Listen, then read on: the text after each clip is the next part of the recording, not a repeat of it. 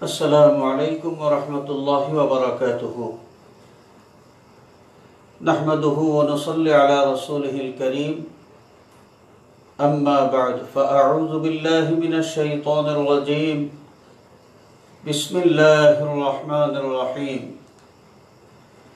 اقرأ باسم ربك الذي خلق خلق الإنسان من علق اقرأ وربك الأكرم الذي علم بالقلم علم الإنسان ما لم يعلم صدق الله مولانا العظيم. اللهم صل وسلم وبارك على سيدنا ومولانا محمد وعلى آله وأصحابه أجمعين. أما بعد. যে যেখান থেকে এই মুহূর্তে আমাদের সাথে যুক্ত হয়েছেন মিম ইসলামিক টিভির পক্ষ থেকে সকলকে আন্তরিক মোবারকবাদ এবং অভিনন্দন। সম্মানিত দর্শক শ্রোতা, আমরা এমন একটা সময় পার করছি যে প্রতিদিন সূর্য উদয়ের সাথে সাথে কোনো না কোনো দুঃসংবাদ শুনে আমাদের দিন শুরু হয়। এই কয়েকদিনের মধ্যে আমরা আমাদের এই দেশের গুরুত্বপূর্ণ কয়েকজন ব্যক্তিত্বকে হারিয়েছি, যারা এই দুনিয়া থেকে বিদায় নিলেন। আমরা সকলের মাগফিরাত কামনা করছি। আল্লাহ পাক জান্নাতের আলা মাকাম যেন সকলকে দান করেন। গোটা বিশ্বব্যাপী অদৃশ্য একটা ভাইরাসের কারণে আজকে অস্থিরতা বিরাজমান। আল্লাহ রাব্বুল আলামিনের দরবারে আমরা বেশি বেশি করে ফরিয়াদ করব যেন তাড়াতাড়ি বিশ্ববাসীকে আল্লাহ পাক এই অস্থিরতা থেকে নাজাত দিয়ে সুস্থ স্বাভাবিক জীবনযাপনের সুযোগ করে দেন। আমরা আতঙ্কিত না হয়ে বরং সতর্কতা অবলম্বন করে স্বাস্থ্যবিধি মেনে চলে আল্লাহ রাব্বুল আলামিনের জাতের কাছে সব সময় অবনত হয়ে এই মুসিবত থেকে রেহাই পাওয়ার জন্য ফরিয়াদ করব। আতঙ্কিত হওয়া নয়, বরং সতর্কতা অবলম্বন করা এবং আল্লাহ পাকের জাতের উপর তাওয়াক্কুল করা এই মুহূর্তে আমাদের সকলের প্রয়োজন। সম্মানিত দর্শক শ্রোতা, মিম ইসলামিক টিভির নিয়মিত যে আয়োজনগুলো, এর মধ্যে একটা হলো তাফসিরুল কোরআন। আজকে তাফসিরুল কোরআনের প্রথম পর্ব। আজকে তাফসিরুল কোরআনের প্রাথমিক কিছু বিষয় নিয়ে আপনাদের সাথে আলোচনা করব। আমাদের নবী করিম সাল্লাল্লাহু আলাইহি ওয়াসাল্লাম সর্বশেষ নবুয়তির দায়িত্ব যিনি পালন করেছেন এবং যে নবীর নবুয়তির মেয়াদ হলো কিয়ামত পর্যন্ত। আমরা জানি কোরআনে কারীম এবং হাদিস শরীফের মাধ্যমে স্পষ্ট করে জানিয়ে দেওয়া হয়েছে যে মুহাম্মদুর রাসূলুল্লাহ সাল্লাল্লাহু আলাইহি ওয়াসাল্লাম তিনি হচ্ছেন শেষ নবী, যে নবীর পরে কিয়ামত পর্যন্ত আর কোনো নবী আসবেন না। অতএব আমরা মেনে নিতে বাধ্য যে কিয়ামত পর্যন্ত এই পৃথিবীতে বনি আদম যারাই আসবে সকলের নবী আখিরি জামানার নবী মুহাম্মদুর রাসূলুল্লাহ সাল্লাল্লাহু আলাইহি ওয়াসাল্লাম এবং সকলের শরীয়তে মুহাম্মদী সাল্লাল্লাহু আলাইহি ওয়াসাল্লাম। প্রত্যেক নবীর নবুয়তির পক্ষের দলিল হিসেবে আল্লাহ রাব্বুল আলামিন মুআজিজা দান করেছেন এবং আমাদের নবী পাক সাল্লাল্লাহু আলাইহি ওয়াসাল্লামকে অনেক মুআজিজা দেওয়া হয়েছে। নবীজির কাছ থেকে অনেক অলৌকিক ঘটনা প্রকাশিত হয়েছে, যেই ঘটনাগুলোর মাধ্যমে প্রমাণিত হয়েছে যে আল্লাহ রাব্বুল আলামিনের সাথে আমাদের নবীজির একটা গভীর সম্পর্ক আছে, আল্লাহর সাথে যোগাযোগ আছে। যে নবীর নবুয়ত যেহেতু কিয়ামত পর্যন্ত, এই কিয়ামত পর্যন্ত সময় কালের জন্য আমাদের নবীজির অন্যতম এক মুআজিজা হচ্ছে আল কোরআনুল কারীম। যে আল কোরআনুল কারীম নাজিল হওয়ার পরে যখন নবীজি এই কোরআন কারীমের আয়াত তেলাওয়াত করে মক্কাবাসীকে শোনালেন, তখন সেই মক্কাবাসী অপবাদ দিয়েছিল যে এটা আল্লাহর কালাম নয়, আব্দুল্লাহর বেটা মোহাম্মদ নিজে রচনা করে আল্লাহর কালাম বলে চালিয়ে দিতে চান। এই ধরনের অপবাদ যখন তারা দিল, কোরআন কারীমকে আল্লাহর কালাম বিশ্বাস করতে তারা রাজি হলো না, তাদেরকে চ্যালেঞ্জ করা হয়েছে কয়েক দফা যে কোরআন যদি আল্লাহর কালাম না হয়ে আব্দুল্লাহর বেটা মোহাম্মদের রচনা হয়ে থাকে, যিনি এই পৃথিবীতে কোনো কবি সাহিত্যিকের কাছে, কোনো ভাষাবিদের কাছে কোনোদিন ভাষা চর্চা করেন নাই, কাব্য চর্চা করেন নাই, সাহিত্য চর্চা করেন নাই, তিনি যদি এই সুন্দর কালাম রচনা করতে পারেন, তাহলে তৎকালীন যুগের বিশ্ববিখ্যাত কবি সাহিত্যিক যারা আরবে অবস্থান করছিলেন, তাদের সকলকে চ্যালেঞ্জ করা হয়েছে। একের পর এক কয়েক দফা চ্যালেঞ্জ করা হয়েছে যে তোমরা এই কোরআনের মতো কিছু কালাম রচনা করে নিয়ে আসো। তারা চেষ্টা করেছে, কিন্তু কোরআনে কারীমের মতো এত সুন্দর গভীর অর্থপূর্ণ কোনো কালাম রচনা করার ক্ষমতা তাদের হয় নাই। সেই চ্যালেঞ্জ এখনো পর্যন্ত আছে।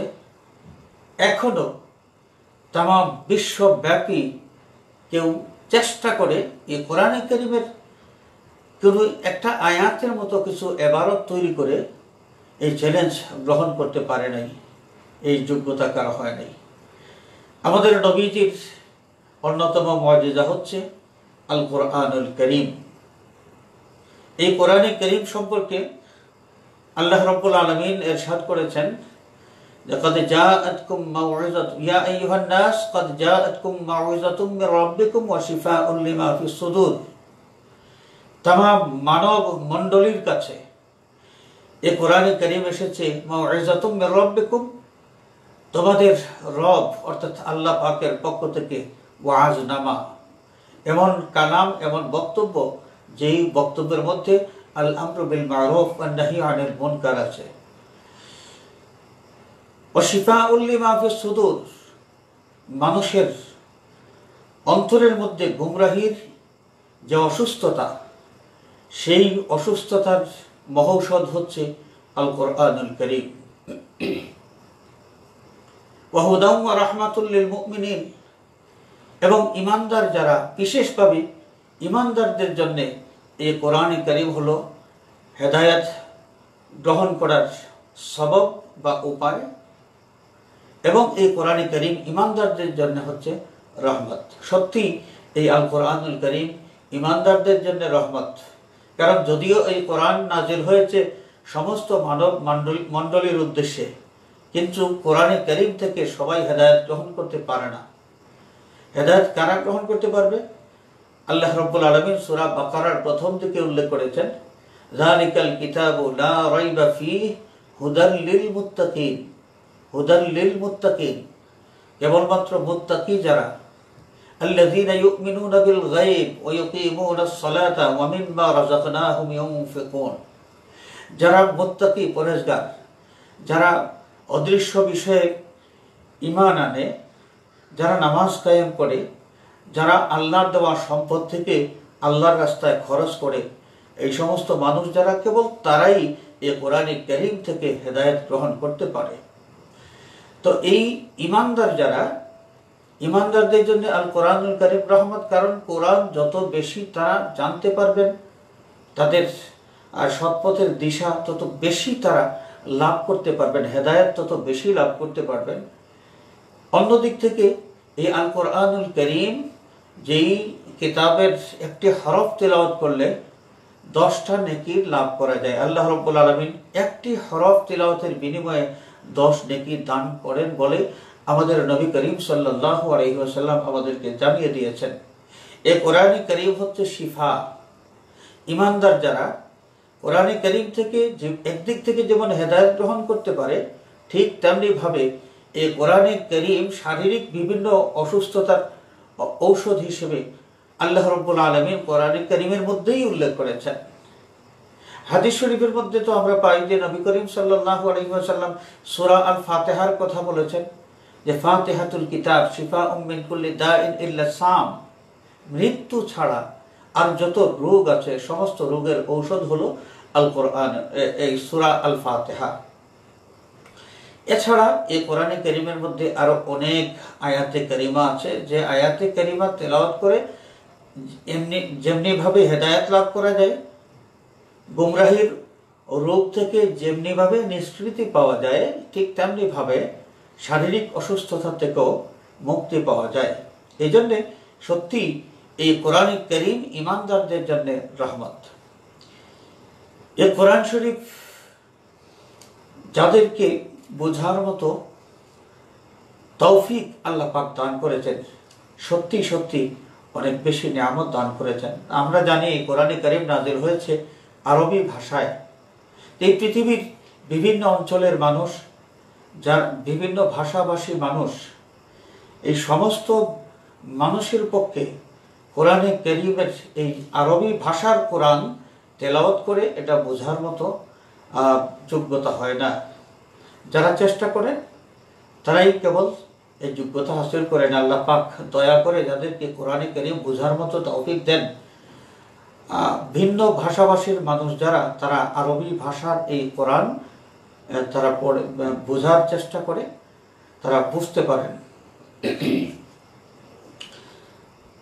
এছাড়া এই বিশ্বে বিভিন্ন ভাষাভাষীর মানুষ যারা ইসলাম ধর্ম কবুল করেছেন, যারা মুসলমান পরিচয় নিয়ে আছেন, এই প্রায় সমস্ত দেশেরই ভাষায় এই কোরআনে কারীমের তর্জমা হয়েছে, অনুবাদ হয়েছে। কোনো কোনো দেশে তাদের ভাষায় কোরআনে কারীমের তাফসীর ও সংকলন করা হয়েছে। একটা বিষয় প্রথমেই আমরা জানতে চাইব, জানার চেষ্টা করব যে কোরআনে কারীমের যে তাফসীর বা ব্যাখ্যা, এই কোরআনে কারীমের এই ব্যাখ্যাটার মর্যাদা কত। সূরা আল কিয়ামার 19 নম্বর আয়াতে আল্লাহ রাব্বুল আলামিন ইরশাদ করেছেন, সুম্মা ইন্না আলাইনা বায়ানা। যে আল্লাহ পাক এই কোরআনে কারীম নাজিল করেছেন, সেই আল্লাহ নিজেই জানিয়ে দিচ্ছেন যে কোরআনের মর্ম বুঝাইয়া দেওয়া, কোরআনের মর্ম স্পষ্ট করে দেওয়া, এটা এই দায়িত্ব আমি নিলাম। তো যে বিষয়টার দায়িত্ব আল্লাহ পাক নিজেই নিয়েছেন, কোরআন শরীফের ব্যাখ্যা, এই ব্যাখ্যাটা কত গুরুত্বপূর্ণ, তাফসীর এটা কত গুরুত্বপূর্ণ, এই আয়াতে কারিমা থেকে একটু ইঙ্গিত পাওয়া যায়। এছাড়া সূরা আন-নাহলের 44 নম্বর আয়াতে আল্লাহ রাব্বুল আলামিন ইরশাদ করেছেন, ইন্না আনজালনা ইলাইকা যিকরা লিতুবায়্যিনা লিন-নাসি মা নুযিলা ইলাইহিম। নবী করিম সাল্লাল্লাহু আলাইহি ওয়াসাল্লামকে উদ্দেশ্য করে আল্লাহ পাক ইরশাদ ফরমান, বন্ধু আমি আপনার প্রতি এই জিকির অর্থাৎ কোরআনে কারীম নাযিল করেছি লিতুবায়্যিনা লিন-নাস, যেন আপনি মানব মণ্ডলীকে এই কোরআনে কারীম ব্যাখ্যা করে তাফসীর করে বুঝিয়ে দেন যে আমার পক্ষ থেকে তাদের প্রতি কি বিধান নাযিল হয়েছে। তো কোরআনে কারীমের প্রথম তাফসীর কারক আল্লাহ পাক স্বয়ং নিজেই। এই কারণে কোরআনে কারীমের অনেক আয়াতের তাফসীর বা ব্যাখ্যা অন্য আয়াতে কারিমা থেকে পাওয়া যায়। আবার আল্লাহ পাক তার হাবিবকে কোরআনে কারীমের তাফসীরের দায়িত্ব দেওয়ার এই বিষয়টা স্পষ্ট করে দিলেন, যা সূরা আন-নাহলের 44 নম্বর আয়াত থেকে আমরা বুঝতে পারলাম। এছাড়া নবী করিম সাল্লাল্লাহু আলাইহি ওয়াসাল্লাম সাইয়্যিদনা হযরতে আব্দুল্লাহ বিন আব্বাস রাদিয়াল্লাহু তাআলা আনহুর জন্য দোয়া করেছিলেন। বুখারী শরীফের riwayতের মধ্যে এসেছে, নবী করিম আব্দুল্লাহ বিন আব্বাস রাদিয়াল্লাহু তাআলা আনহুর জন্য যে দোয়া করলেন, আল্লাহুম্মা আল্লিমহুল কিতাব, হে আল্লাহ তুমি এই কোরআনে কারীমের বিশদ জ্ঞান এই ইবনে আব্বাসকে দান করো। যে নবী করিম যে বিষয়ের জন্য আল্লাহর কাছে ফরিয়াদ করলেন, দোয়া করলেন, এ থেকে তাফসীরুল কোরআনের গুরুত্ব স্পষ্ট হয়ে ওঠে। এবং যে ইবনে আব্বাসের জন্য আল্লাহর নবী দোয়া করেছিলেন, তিনি সাহাবায়ে কেরামের মধ্যে মুফাসসিরে কোরআন হিসেবে সকলের কাছে তিনি অত্যন্ত গ্রহণযোগ্য।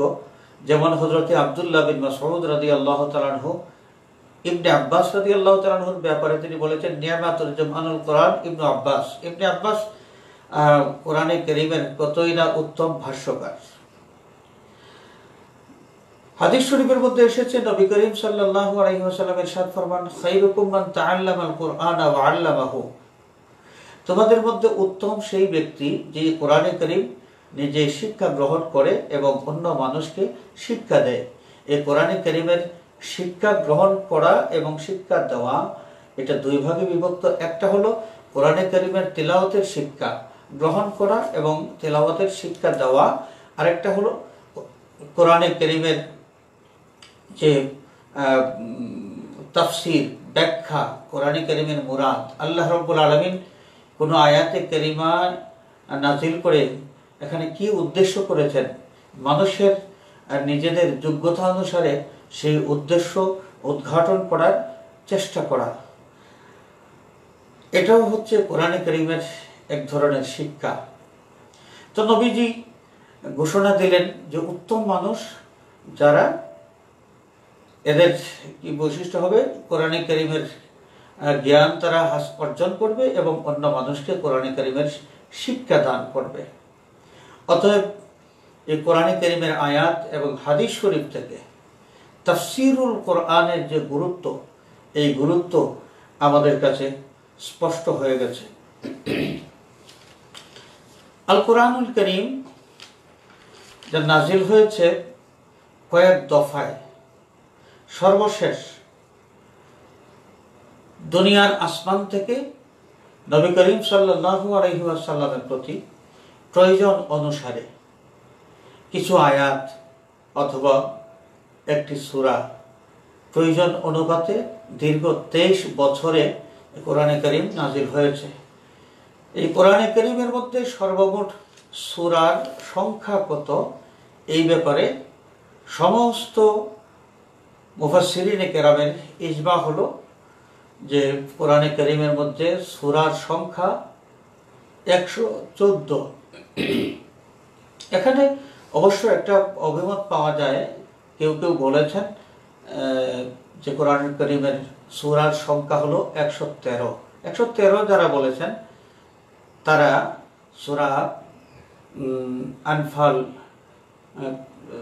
এবং তওবা এই দুইটা সূরাকে একই সূরা তারা ধরে নিয়েছেন। যেহেতু সূরা তওবার শুরুতে বিসমিল্লাহ শরীফ লেখা নাই, বিসমিল্লাহ লেখা নাই, এই জন্যে তারা ধরে নিয়েছে যে এটা আগের সূরারই একটা অংশ। তাদের হিসাব অনুসারে কোরআনে কারীমের সূরার সংখ্যা হলো 113। তবে এটা দুর্বল একটা অভিমত। গ্রহণযোগ্য অভিমত হলো কোরআনে কারীমের মধ্যে সূরার সংখ্যা হলো 114। এই 114টি সূরার মধ্যে আয়াতের সংখ্যা সর্বমোট কত, এই ব্যাপারে অনেকগুলো অভিমত পাওয়া যায়। যেমন ইরাকের মুফাসসিরিনে কেরাম যারা, তাদের হিসাব অনুসারে কোরআনে কারীমের সর্বমোট আয়াতের সংখ্যা হলো 6214। কুফার উলামায়ে কেরাম যারা, মুফাসসিরিনে কেরাম যারা, তাদের হিসাব অনুযায়ী কোরআনে কারীমের আয়াত 6236। বসরার মুফাসসিরিনে কেরামের হিসাব অনুসারে 6216। শামের উলামায়ে কেরাম বা মুফাসসিরিনে কেরামের হিসাব মতো কোরআনে কারীমের আয়াতের সংখ্যা হলো 6250। ইসমাইল বিন জাফর মাদানী তার হিসাব অনুসারে 6214। মক্কার উলামায়ে কেরামের হিসাব অনুসারে 6212। ইবনে মাসউদ রাদিয়াল্লাহু তাআলা আনহুর হিসাব অনুসারে 6218। এবং আম্মা জান হযরতে আয়েশা সিদ্দিকা রাদিয়াল্লাহু তাআলা আনহা থেকে একটা রওয়ায়াত পাওয়া যায়, তার হিসাব অনুসারে কোরআনে কারীমের আয়াতের সংখ্যা হলো 6666। তো 6666 আয়াত, এই সংখ্যাটার ব্যাপারেই অধিক অভিমত পাওয়া যায়। এই 6666 আয়াত, এই আয়াতের আবার বিভিন্ন প্রকরণের একটা বিন্যাস পাওয়া যায়, বিষয় অনুসারে একটা বিন্যাস। এই ৬৬৬৬ আয়াতের মধ্যে আল ওয়াদ অর্থাৎ আল্লাহ পাকের পক্ষ থেকে শুভ সংবাদ সম্বলিত আয়াত, এর সংখ্যা হলো ১০০০। আল ওয়াঈদ আল্লাহর পক্ষ থেকে পাপী নাফরমানদের জন্য যে শাস্তির যে ভীতি, এই ভীতি মিশ্রিত আয়াত হলো ১০০০। আল্লাহর পক্ষ থেকে আদেশসূচক আয়াত আমর, এগুলো হলো ১০০০। নিষেধাজ্ঞা মিশ্রিত আয়াত, সেটা হলো ১০০০। বিভিন্ন উপমা দিয়ে আল্লাহ পাক অনেক বিষয়ে বুঝাইছেন। এই আমসাল বা উপমা, এই আয়াত হলো ১০০০। বিভিন্ন কাহিনী আল্লাহ রাব্বুল আলামিন কোরআনে কারীমের মধ্যে উল্লেখ করেছেন, বিভিন্ন আম্বিয়ায়ে কেরামের কাহিনী, বিভিন্ন জাতির অতীত জাতির কাহিনী, এই সম্বলিত আয়াত হলো ১০০০। আহকাম সম্বলিত আয়াত, এর সংখ্যা হলো ৫০০। আর দোয়া এবং তাসবিহ এই সম্বলিত আয়াত হলো ১০০। আর নাসিখ ও মনসুখ, কিছু আয়াত নাজিল হয়েছিল, এই আয়াতের হুকুম পরবর্তীতে আল্লাহ পাক রহিত করে দিয়েছেন, কিন্তু আয়াত কোরআনে কারীমের মধ্যে এখনো লেখা আছে, বাকি আছে। তো যা রহিত হয়ে গিয়েছে এবং যে আয়াতে কারিমার মাধ্যমে আগের আয়াত রহিত হয়েছে, আগের আয়াতের হুকুম রহিত হয়েছে, এই নাসিখ এবং মনসুখ এই আয়াতের সংখ্যা হলো ৬৬। এই মোট ৬৬৬৬ আয়াতের একটা বিষয়ভিত্তিক একটা পরিসংখ্যান আমরা পাই। কোরআনে কারীমের মধ্যে যতগুলো যে আঙ্গিকে কোরআনে কারীমের আয়াত নাজিল হয়েছে, এই আঙ্গিক বা তত্ত্বগত দিক থেকে আমরা যদি কোরআনে কারীমের বিষয়গুলো আমরা একটু দেখি যে কোন কোন বিষয়ে কোরআনে কারীম এর আয়াত নাজিল হয়েছে। তো এই ক্ষেত্রে শাহ ওলিউল্লাহ মুহাদ্দিস দেহলভী রহমতুল্লাহি আলাইহি তিনি গবেষণা করে কোরআনে কারীমের এই যে আলোচনার যে বিষয়ের নিরিখে মোট ৫টা বিষয়ের তিনি উল্লেখ করেছেন। যে কোরআনে কারীমে আল্লাহ রাব্বুল আলামিন কিছু আয়াতে কারীমার মাধ্যমে শরীয়তের হুকুম আহকাম এগুলো নাযিল করেছেন, যেটা আগে আমরা পরিসংখ্যানে উল্লেখ করেছি যে আহকাম সম্পর্কিত আয়াতের সংখ্যা হলো ৫০০। এবং এখানে বলে রাখা দরকার যে কোরআনে কারীমের এই ৫০০ আয়াত, মূলত এই ৫০০ আয়াতই হলো সংবিধান।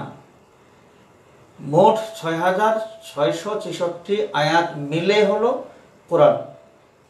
এই কোরআনের মাত্র ৫০০ আয়াত, এগুলো হলো সংবিধান। সুতরাং কোরআন আমাদের সংবিধান, এইভাবে যদি কোরআনকে আমরা মূল্যায়ন করি, তাহলে বাকি যে ৬১৬৬ আয়াত, এগুলোকে আমরা কি করলাম? সুতরাং কোরআনে কারীম কালামুল্লাহ, কিতাবুল্লাহ, ঠিক এইভাবেই কোরআনে কারীমকে মূল্যায়ন করতে হবে। আর সংবিধান যখন আমরা চিন্তা করব, তখনই কোরআনে কারীমের ওই যে আহকাম সম্পর্কিত ৫০০ আয়াত, এই ৫০০ আয়াতকেই আমরা সংবিধান হিসেবে গ্রহণ করব, মূল্যায়ন করব। তো একটা হলো আহকাম সম্পর্কিত আয়াত কোরআনে কারীমের মধ্যে এসেছে, যেই আয়াতগুলোর মাধ্যমে আল্লাহ পাক তার বান্দাবান্দির জন্য কোন কাজগুলো ফরজ, কোনগুলো ওয়াজিব, কোনগুলো কোন পর্যায়ে কি কাজ করা নিষেধ, কোনটা হালাল কোনটা হারাম, এই সমস্ত বিষয় জানিয়ে দিয়েছেন। আরেকটা বিষয় হলো যে কোরআনে কারীম যখন নাজিল হয়, তখন ভিন্ন ভিন্ন ধর্মের মানুষ সমাজে যারা বিদ্যমান ছিল, যেমন ইহুদি ছিল, খ্রিস্টান ছিল, আরেকদিকে মুশরিক ছিল। আবার এর পাশাপাশি মুসলমানদের ভিতরেও বিজাতীয় একদল মানুষ, যারা খোলস পড়া মানুষ ছিল, বাহ্যিকভাবে মুসলমান, কিন্তু এরা আসলে আন্তরিকভাবে এরা ছিল কাফের, যাদেরকে মুনাফিক হিসেবে কোরআনে কারীমে পরিচয় দেওয়া হয়েছে। ইহুদি, খ্রিস্টান, মুশরিক, মুনাফিক, এই সমস্ত মানুষগুলোর যে বিশ্বাস, তাদের যে আকিদা, এই আকিদাগুলো যে ঠিক নয়, কোরআনে কারীমের কিছু আয়াতে কারিমার মাধ্যমে এই বিষয়টা, তাদের আকিদাগুলো যে ঠিক নয় এটা বলা হয়েছে। এবং তাদের আকিদা ঠিক নয় কিভাবে এটা ব্যাখ্যা করে বোঝানো হয়েছে। এবং তাদের পক্ষ থেকে তাদের আকিদার পক্ষে যে সমস্ত দলিল প্রমাণ তারা উপস্থাপন করেছে এগুলো খণ্ডন করা হয়েছে। এই ধরনের আয়াত যা কোরআনে কারিমে এসেছে এগুলো হলো মুখাসমা। আরও কিছু আয়াত এসেছে যে আয়াতে কারিমার মাধ্যমে যেগুলো তাজকির ফি আলা ইল্লাহ, আল্লাহ রাব্বুল আলামিন তার বান্দাদের প্রতি কত নিয়ামত দিয়েছেন, তার অনেক বান্দাকে সাহায্য করেছেন, মানুষের প্রতি আল্লাহর অনুকম্পা অনুগ্রহ এগুলো আল্লাহ পাক যে প্রদর্শন করেছেন দিয়েছেন, এই সংক্রান্ত আলোচনার আয়াত, যেখানে আকাশ পৃথিবীর সৃষ্টি রহস্য, আল্লাহর রহমত, সর্বোপরি এমন বিষয় যে বিষয়গুলোর মাধ্যমে স্রষ্টার পরিচয় বন্দার সামনে ফুটে ওঠে, এই সমস্ত আয়াতগুলো কোরআনে কারিমে উল্লেখ করা হয়েছে। আরেকটা হলো তাজকির বি আইয়ামিল্লাহ, সৃষ্ট বস্তুর অবস্থা, যেখানে অনুগত যারা তাদের পুরস্কারের কথা আলোচনা হয়েছে। এবং যে সমস্ত মানুষ নাফরমান, যারা ইমানের পথ গ্রহণ করে নাই, যারা তাদের যুগের নবী এই নবীর আনুগত্য করে নাই, নাফরমানি করেছে, এক আল্লাহকে মাবুদ হিসেবে বিশ্বাস না করে বরং তারা বিভিন্ন দেবদেবীর উপাসনা করেছে, আগুনের পূজা করেছে, তারা বিভিন্ন ভাবে আল্লাহর সাথে শিরিক করেছে। এই সমস্ত নাফরমানদের যেই করুণ পরিণতি, কিভাবে তাদেরকে ধ্বংস করা হয়েছে, সেই ইতিহাসগুলো আল্লাহ পাক কোরআনে কারিমের মধ্যে উল্লেখ করেছেন। এবং তাদের জন্য আখিরাতে মর্মন্তুদ কি শাস্তির ব্যবস্থা রাখা হয়েছে সেই বিষয়গুলো উল্লেখ করা হয়েছে।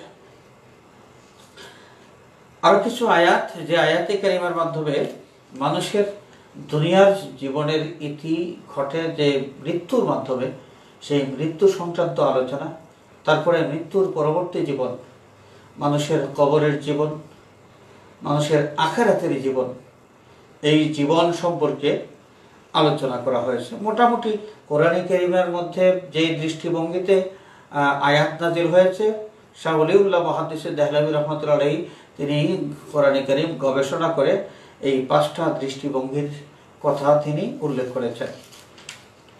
আমাদের আরেকটা বিষয় আমরা জানব যে আল কোরআনুল কারীম, যে কোরআনে কারীম আল্লাহর কালাম, এটা এমন এক ধর্মগ্রন্থ যে পৃথিবীতে একমাত্র ধর্মগ্রন্থ হচ্ছে আল কোরআন, যার একটি নোক্তা পরিমাণ কোনো পরিবর্তন করার চেষ্টা করেও কোনো লাভ হবে না। কোরআনে কারীম যেভাবে নাজিল হয়েছে ঠিক সেভাবে এখনো এই কোরআনে কারীম বিদ্যমান আছে, একটা নোক্তারও কোনো বেশ কম হয় নাই। এই আল কোরআনুল কারীম এত গুরুত্বপূর্ণ, এবং যে বিষয়টা যত বেশি গুরুত্বপূর্ণ তার অধিক নামের কারণে এর গুরুত্বটা একটু অনুমান করা যায়। কোরআনে কারীমের কিন্তু অনেকগুলো নাম আছে, এবং আল্লামা জালালউদ্দিন সৈয়ুতি রহমতুল্লাহি আলাইহি তিনি আবুল মুআলি আজিজি বিন আব্দুল মালিক রাহিমাহুল্লাহ থেকে উল্লেখ করেছেন তার কিতাব আল ইতকান ফি উলুমিল কোরআন, এই কিতাবের মধ্যে, যে তিনি বলছেন যে কোরআনে কারীমের 55টা নাম আছে, 55টা নামের উল্লেখ তিনি করেছেন। যেমন কোরআনে কারীমের একটা নাম হলো কিতাব, আরেকটা নাম হলো কোরআন, আরেকটা হলো কালাম, আরেকটা হলো নূর, আরেকটা হচ্ছে হুদা, আরেকটা নাম হচ্ছে রহমত, আরেকটা নাম হচ্ছে ফুরকান, আরেকটা নাম হচ্ছে শিফা, মাওইজা, জিকির, করিম, আলী, এইভাবে অনেকগুলো নাম আছে। তিনি 55টা নামের উল্লেখ করেছেন কোরআনে কারীমের নাম। আবার কেহ কেহ এইভাবেও কোরআনে কারিমের নাম ক্লাসিফিকেশন করেছেন যে কোরআনের কিছু সত্তাগত নাম আছে। সত্তাগত নাম যেমন আল কিতাব, একটা নাম হলো আল কিতাব, যেটা সূরা আল কাহফের মধ্যে, সূরা আল কাহফের প্রথম আয়াতে যেটা আমরা পাই যে আলহামদুলিল্লাহিল্লাযী আনজালা আলা আবদিহিল কিতাবা। এই কিতাব বলতে আল কোরআনে কারীমকে বোঝানো হয়েছে। আমরুল্লাহ, কোরআনে কারীমের একটা নাম হলো আমরুল্লাহ, যেমন যালিকা আমরুল্লাহি আনজালাহু ইলাইকুম, সূরা আত-তালাকের 5 নম্বর আয়াত। এখানে আমরুল্লাহ বলতে আল কোরআনুল কারীমকে বোঝানো হয়েছে। কোরআনে কারীমের আরেকটা জাতি নাম হলো তানজিল, যেমন তানজিলুম মিনার রহমানির রহিম, সূরা ফুসসিলাতের 2য় আয়াত। আরেকটা নাম হলো রূহ, যেমন ওয়াকাযালিকা আওহাইনা ইলাইকা রূহা, সূরা শূরা 52 নম্বর আয়াতের মধ্যে উল্লেখ করা আছে। কোরআনে কারীমের কোরআন যে নামটা আমাদের কাছে খুবই পরিচিত, এই নামের ব্যাপারে যদি আমরা সূরা আল বাকারার দিকে তাকাই, 185 নম্বর আয়াত, শাহরু রমাদান আল্লাযী উনজিলা ফীহিল কুরআন, রমজানুল মুবারক সেই মাস যেই মাসে কোরআন নাযিল হয়েছে। এখানে কোরআনে কারীমের এই নামটা আমরা পেয়ে গেলাম। কোরআনে কারীমের আরেকটা জাতি নাম হলো কাউলুন, যেমন ওয়ালাকাদ ওয়াসালনা লাহুমুল কাউল, এখানে কাউল বলতে কোরআনে কারীমকে বোঝানো হয়েছে। সূরা কাসাস 51 নম্বর আয়াত। সূরা তাওবার 6 নম্বর আয়াতের মধ্যে এসেছে কোরআনে কারীমের নাম কালামুল্লাহ, যেমন ফাজিরহু হাত্তা ইয়াসমা কালামাল্লাহ। কোরআনে কারীমের জাতি আরেকটা নাম হলো ওয়াহি, যেমন সূরা আম্বিয়া 45 নম্বর আয়াত, সেখানে বলা হয়েছে কুল ইন্নামা উনজিরুকুম বিল ওয়াহয়ি, বিল ওয়াহয়ি আই বিল কুরআনে। তো ঠিক এইভাবে কোরআনে কারীমের অনেকগুলো নাম আমরা খুঁজলে পাই। কিতাব যখন আমরা একটু ঘাটাঘাটি করলে আমরা অনেকগুলো নামের তালাশ পাই। এই অনেক বেশি নাম, এটাই কোরআনে কারীমের এই গুরুত্ব প্রমাণ করে। তো সম্মানিত দর্শক শ্রোতা, আরেকটা জরুরি বিষয়, এটা হলো যে আমরা অনেকেই কোরআনে কারীম সম্পর্কে জানার চেষ্টা করি, বোঝার চেষ্টা করি। এটা অত্যন্ত ভালো একটা কাজ, ভালো একটা উদ্যোগ। তো আমরা যারা কোরআনে কারীম জানার চেষ্টা করি, ব্যস্ততার ফাঁকে ফাঁকে ভাষা জ্ঞান যাদের আছে, কেউ বাংলা ভাষায় যেসব অনুদিত যে কোরআনে কারীম বাংলা তরজমা, সেই বাংলা তরজমার মাধ্যমে কোরআন বোঝার চেষ্টা করি। কেউ উর্দু ভাষায় কোরআন যে তরজমা, সেই তরজমার মাধ্যমে কোরআন বোঝার চেষ্টা করি। এই অনুবাদের মাধ্যমে কোরআন বোঝার চেষ্টা করা, এটা সত্যি ভালো একটা কাজ। এবং আমরা যত বেশি করে কোরআনে কারীমের এই অনুবাদ জানতে পারবো, কোরআন তেলাওয়াত করলে তত বেশি স্বাদ আমরা ভোগ করতে পারবো, এটা সত্য। কিন্তু এই অনুবাদের মাধ্যমে কোরআনের সঠিক মর্ম যে আমরা উপলব্ধি করতে পেরেছি, এটা দাবি করা চলবে না। কেউ কোরআনে কারীমের তরজমা পড়েছেন, এই অনুবাদ পড়ে কোনো ব্যক্তি যদি মনে করেন যে তিনি কোরআনে কারীমের বিশেষ পণ্ডিত হয়ে গেছেন, কোরআনে কারীমের পারদর্শী হয়ে গেছেন, এটি কিন্তু ঠিক হবে না। ঠিক হবে না কেন? তার কারণ কি? অনুবাদের মাধ্যমে কোরআন এবং হাদিস শরীফের পরিপূর্ণ জ্ঞান অর্জন হয় না। অনুবাদের মাধ্যমে কোরআন হাদিসের সঠিক মর্ম উপলব্ধি করা যায় না। আসুন কোরআনে কারীমের ব্যাপারে বিষয়টা কেমন, যে কোরআনের অনুবাদ জানলেই যে আমি কোরআনের পরিপূর্ণ জ্ঞান অর্জন করতে পেরেছি, এটা বলতে পারবো না। তার কারণ কি? তার কারণ আমরা আগে পরিসংখ্যানে জানতে পেরেছি যে কোরআনে কারীমে নাসিখ মনসুখ এই আয়াতের সংখ্যা হলো 66। কিছু আয়াত আগে নাজিল হয়েছিল, সেই আয়াতের হুকুম এখন নাই, কিন্তু আয়াত কোরআন শরীফের মধ্যে আছে। সেই আগের হুকুম এটা রহিত হয়ে নতুন হুকুম নিয়ে আয়াতে কারিমা নাজিল হয়েছে। এটা হলো নাসিখ, পরবর্তীতে যেটা নাজিল হয়েছে এটা নাসিখ। তো নাসিখ যে আয়াত, যা রহিতকারী, এটাও কোরআনে কারিমের মধ্যে আছে লেখা এবং এর অনুবাদ আছে। আর মনসুখ যেটা রহিত হয়ে গেছে, যে বিধান, যে আয়াতের হুকুম রহিত হয়ে গেছে, সেই আয়াতও কোরআনে কারিমের মধ্যে লেখা আছে এবং সেই আয়াতের অনুবাদও আছে। যিনি অনুবাদ পড়লেন, যদি মনসুখ কোনো আয়াতের অনুবাদ আপনি পড়েন এবং মনসুখ আয়াতের এই বিষয়টা আপনি হৃদয়ঙ্গম করেন এবং মনে করেন যে এটাই কোরআনে কারিমের বিধান, আপনি তো তর্জমা পড়েছেন, শুধু তর্জমা পড়েছেন মনসুখ আয়াতের, যে আয়াতের বিধানটা রহিত হয়ে গেছে। দেখেন, যেই বিধানটা রহিত হয়ে গেছে অলরেডি, তর্জমা কিন্তু আপনি সেই আয়াতেরই পড়লেন এবং এই আয়াত থেকে যদি আপনি শিক্ষা গ্রহণ করেন, তাহলে এমন একটা বিষয়ে শিক্ষা গ্রহণ করেছেন যেটা আল্লাহ রাব্বুল আলামিন আগে রহিত করে দিয়ে এর বিকল্প নতুন একটা বিধান আল্লাহর পক্ষ থেকে নাজিল হয়েছে। তাহলে আমরা নাসিখ মনসুখ পরিচয় না করে কিভাবে শুধু শুধু তর্জমা পড়ে দাবি করতে পারি যে কোরআনে কারিমের সঠিক জ্ঞান আমরা অর্জন করতে পেরেছি?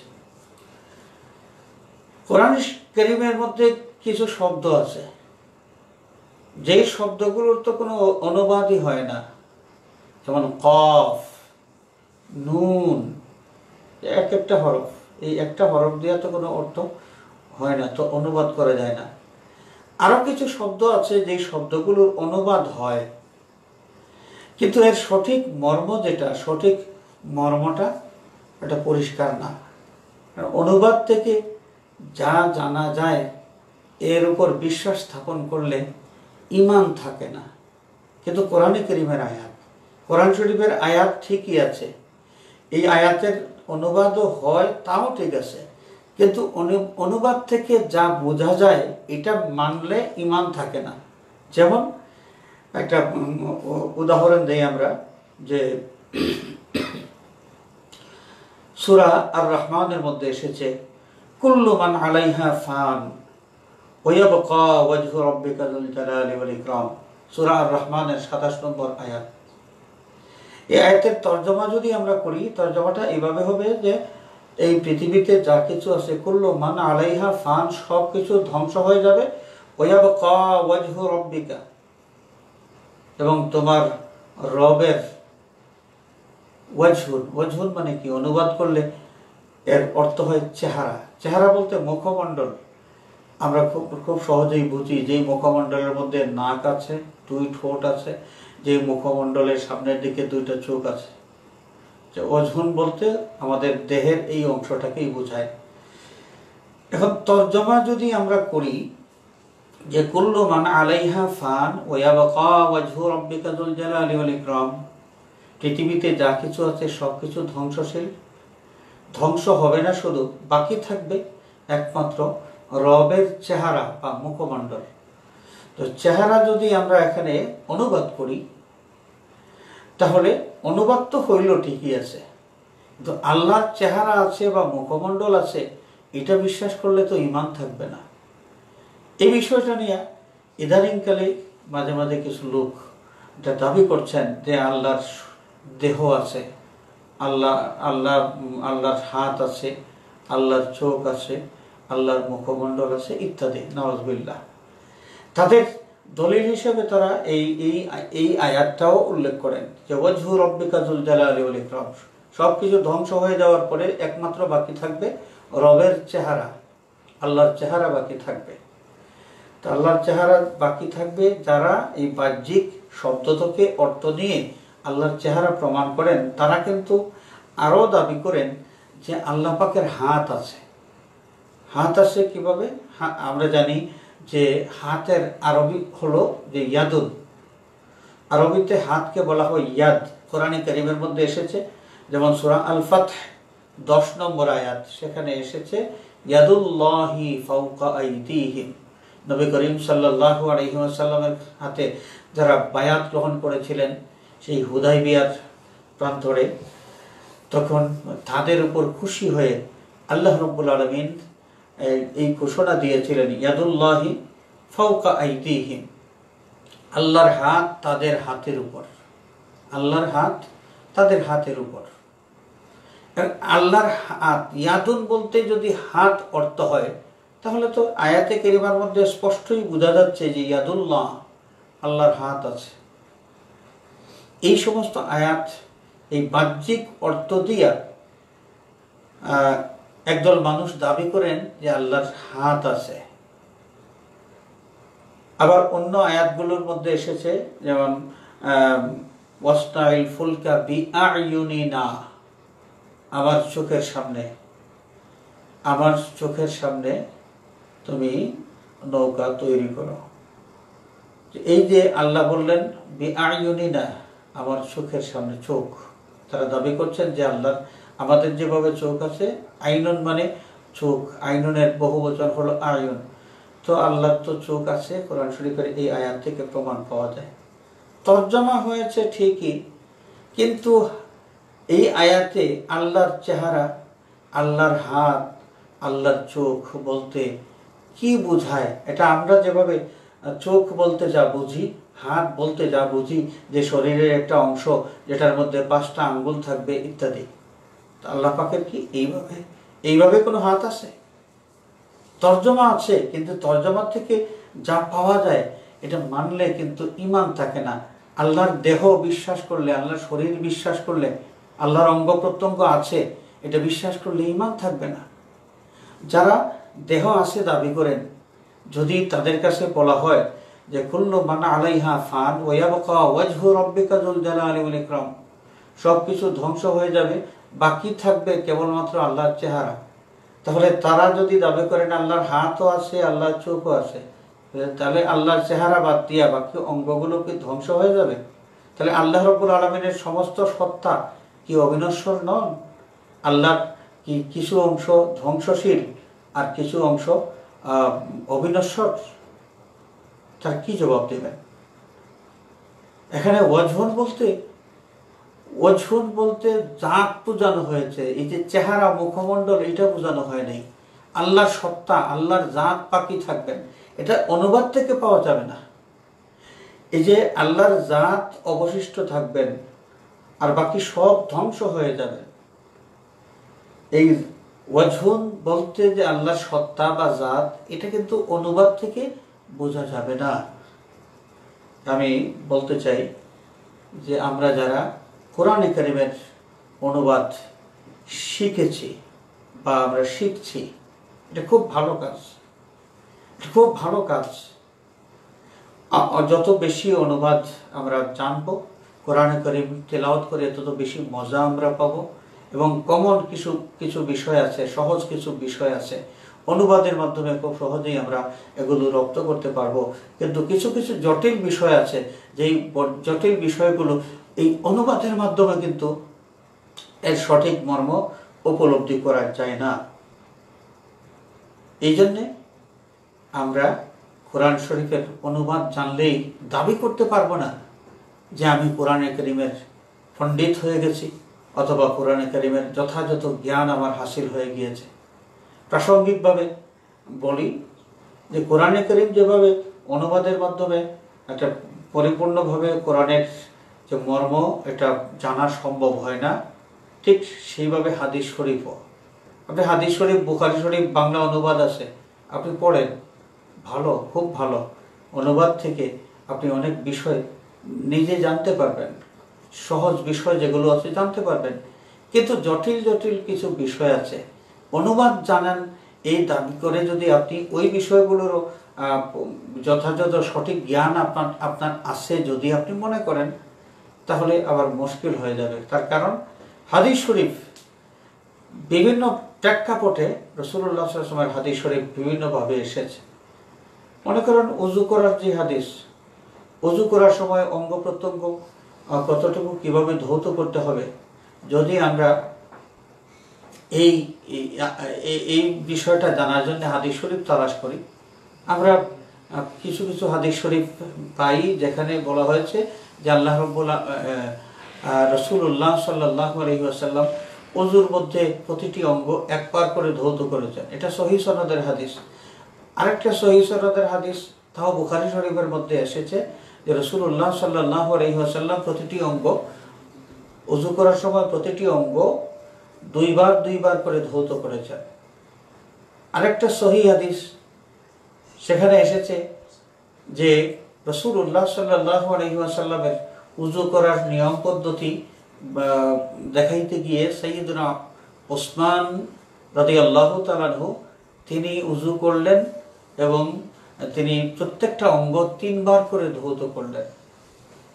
তো এই যে সহিহ হাদিস সবগুলোই প্রতিটি অঙ্গ 1 বার করে ধৌত করা যে হাদিস শরীফের মধ্যে পাওয়া যায় ওটাও সহিহ হাদিস, 2 বার ধৌত করা এটাও সহিহ হাদিস, 3 বার ধৌত করার হাদিস এটাও সহিহ সনদের হাদিস।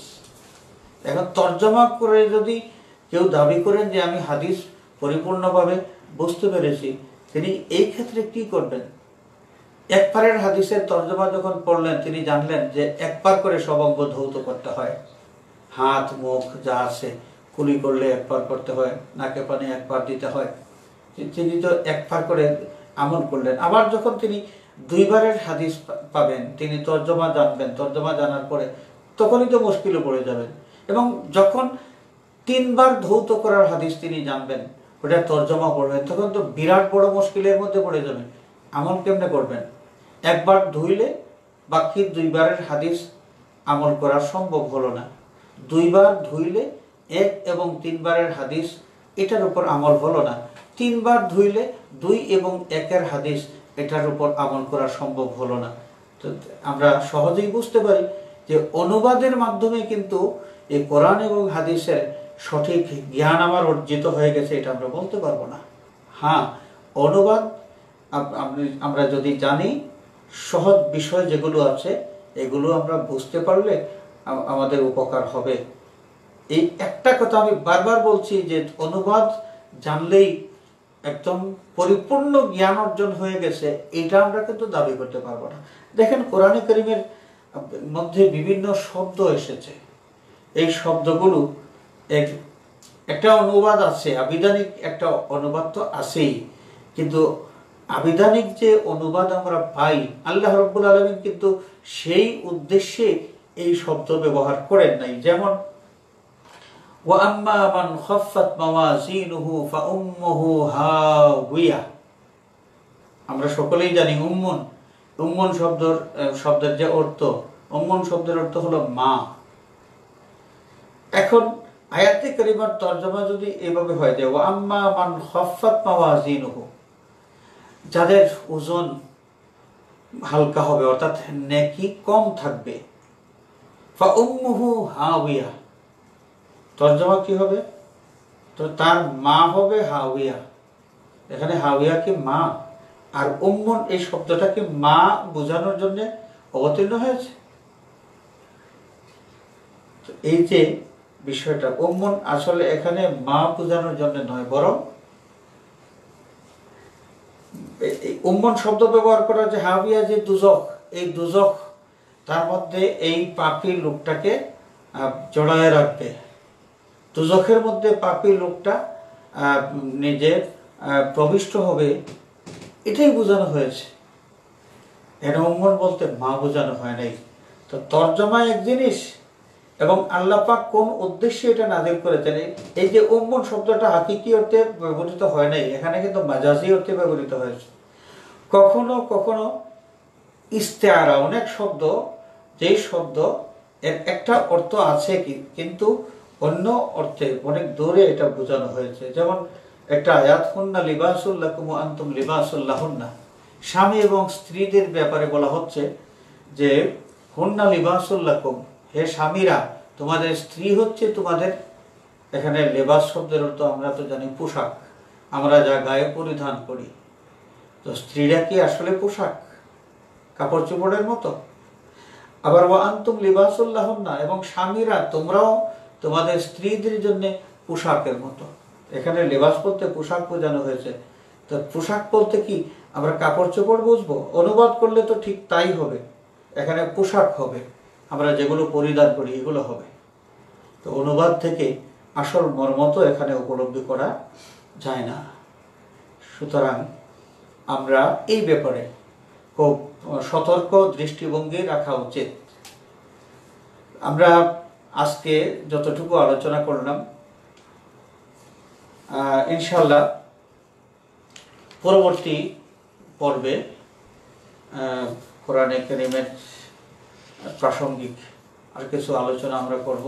এই কোরআনে কারীম যখন নাজিল হলো, কোরআনে কারীম নাজিল হওয়ার পরে আবু জেহেলরা মানুষকে নিষেধ করেছে, কারণ তারা যখন কোরআনে কারীমের তেলাওয়াত শুনেছে নিজেরাই আকৃষ্ট হয়ে গেছে, শুনতে এত ভালো লাগে এবং যার অর্থ অনেক গভীর গভীর অর্থপূর্ণ কালাম তাদের ভালো লাগে। মনে করলো যে কোরআনে কারীমের আয়াত সাধারণ পাবলিক যদি শোনে তাহলে আকৃষ্ট হয়ে যাবে এবং আব্দুল্লাহর বেটা মুহাম্মদের ধর্ম তারা গ্রহণ করবে। তারা ঘোষণা দিল, লা তাসমাউ লিহাযাল কোরআন, তোমরা কোরআনে কারীমের আয়াত, কোরআনের আব্দুল্লাহর বেটা মুহাম্মদ তোমাদেরকে কোরআন নামে যা শোনান এটা তোমরা কেউ শুনতে যেও না। যখন তোমরা এগুলো শোনো তখন এমন চিল্লাচিল্লি শুরু করে দিও যেন ওই আওয়াজটা তোমাদের কান পর্যন্ত না পৌঁছে।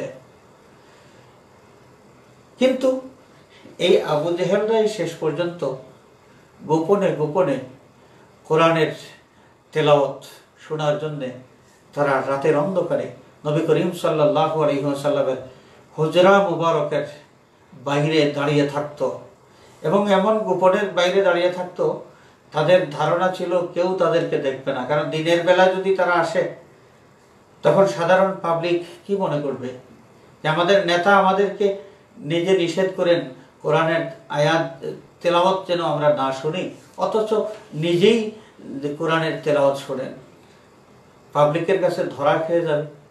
সুতরাং রাতের অন্ধকারে সে আবু জেহেল কোরআন শোনার জন্যে এসেছে।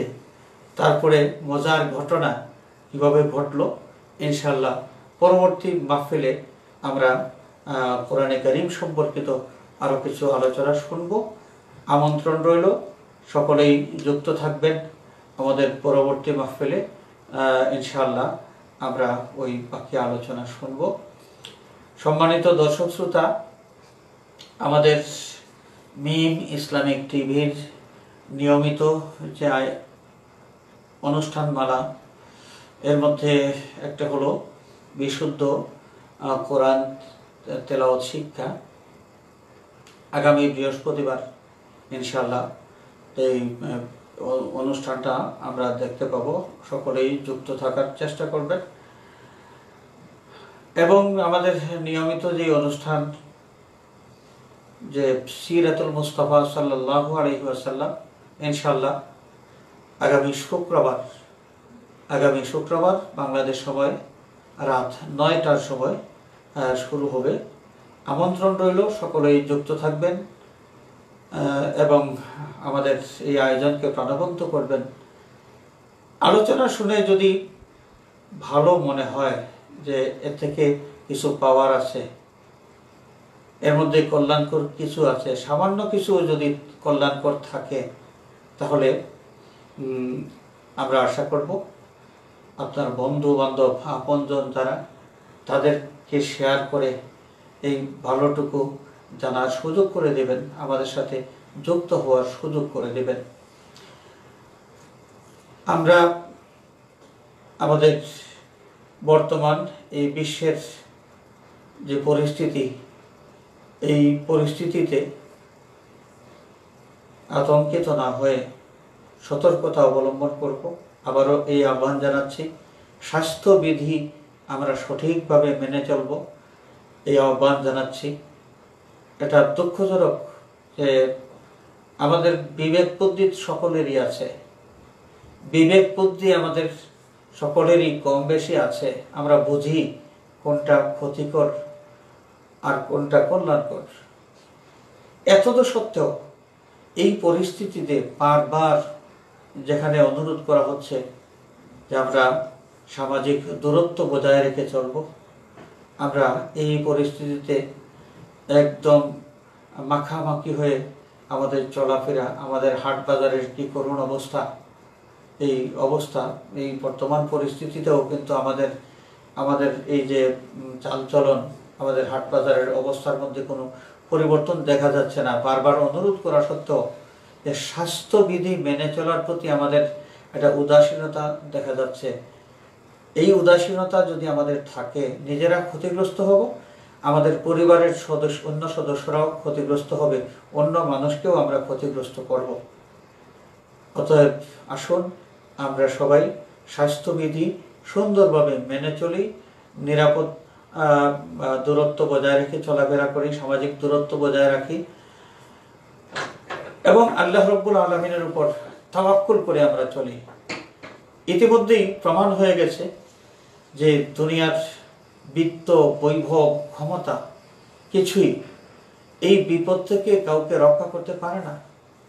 আমাদের এই বাংলাদেশে আমরা অনেক আপনজনকে হারিয়েছি, যাদের বিত্ত বৈভবের কোনো অভাব ছিল না, যাদের ক্ষমতার কোনো কমতি ছিল না, কিন্তু বিপদ এসেছে। এই ক্ষমতা, এই বিত্ত বৈভব কিছুই কোনো কাজে লাগে নাই। আমরা শেষমেশ যেই দিকে তাকাইতে হবে সেটা হলো যে সৃষ্টিকর্তা, পালনকর্তা, দয়াময় আল্লাহ রাব্বুল আলামিনের দয়া। আল্লাহর দয়া ছাড়া আমাদের আর কোনো উপায় নেই।